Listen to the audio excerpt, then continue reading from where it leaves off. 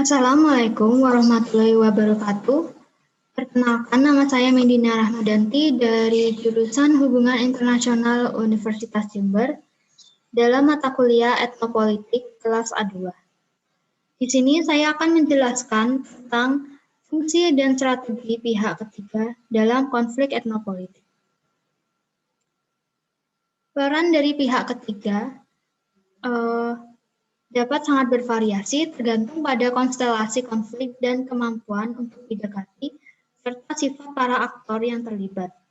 Namun dalam fase inisiasi, fungsi berikut ini penting. Khususnya yaitu yang pertama, karena pihak ketiga dapat mengetahui apakah ada kemauan dari pihak yang bersengketa untuk mencapai penyelesaian yang disepakati bersama. Yang kedua yaitu sebagai penguji apakah hubungan kekuasaan antara pihak akan mengakui penyelesaian konflik yang disepakati bersama dan akan sejauh mana untuk menciptakan prasyarat dalam win-win solution. Yang ketiga yaitu sebagai aktor penentu sejauh mana intervensi berhasil. Apakah terbukti dalam menangani dan memfasilitasi komunikasi, pertukaran terbuka, dan proses pemahaman dan pemecahan masalah antara pihak-pihak yang terlibat dalam konflik. Yang selanjutnya yaitu saya akan menjelaskan tentang strategi pihak ketiga dalam konflik etnopolitik. Yang pertama yaitu fasilitasi. Strategi fasilitasi ini membantu orang-orang yang terlibat dalam perselisihan untuk datang bersama-sama dalam pertemuan langsung dan untuk bekerja dengan mereka pada persepsi masing-masing tentang konflik. Agar ini terjadi, pihak ketiga pertama-tama telah memenangkan kepercayaan dari mereka yang terlibat dalam konflik. Dan hal itu harus dalam posisi untuk menciptakan prasyarat untuk transmisi informasi atau untuk pertemuan langsung. Dalam kasus perselisihan etnopolitik yang sudah berlangsung lama atau akut, di mana kedua belah pihak telah memisahkan diri sepenuhnya dari satu sama lain, seperti misalnya Siprus.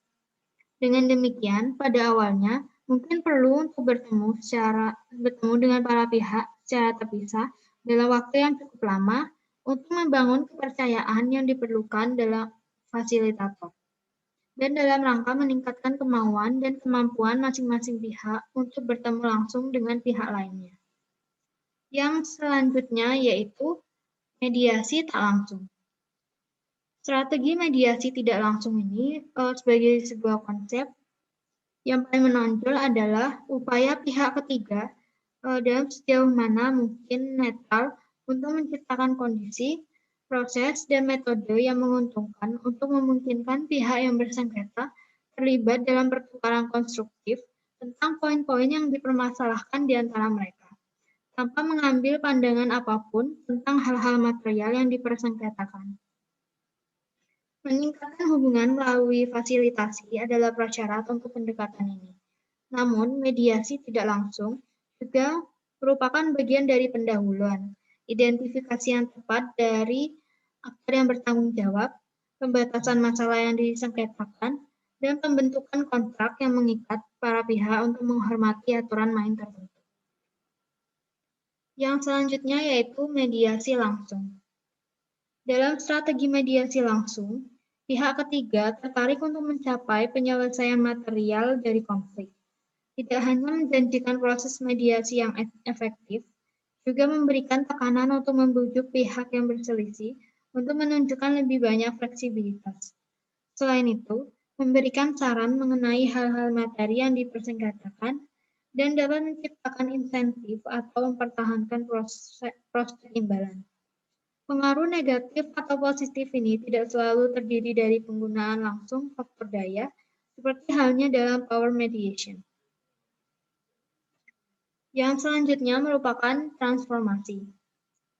Terlepas dari semua upaya yang dilakukan untuk menangani konflik etnopolitik, hasilnya seringkali cukup sederhana. Akibatnya, baru-baru ini ada peningkatan penekanan pada gagasan bahwa keterlibatan pihak ketiga pada prinsipnya juga dilihat dalam perspektif jangka panjang. Sejak konflik etnopolitik berkembang selama periode jangka panjang, semua Semua jenis intervensi harus dilihat dari sudut pandang transformasi konflik konstruktif. Pandangan ini sejalan dengan gagasan bahwa penyelesaian konflik etnopolitik yang memiliki prospek untuk memelihara perdamaian dalam jangka panjang tergantung pada reformasi struktural, makropolitik, dan makrososial. Hal ini juga menyoroti fakta bahwa bentuk-bentuk intervensi tidak boleh dikembangkan secara terpisah satu sama lain, dan transformasi konflik yang berhasil bergantung pada komplementaritasnya. Baik, sekian penjelasan dari saya. Apabila ada kesalahan kata, mohon maaf. Wassalamualaikum warahmatullahi wabarakatuh.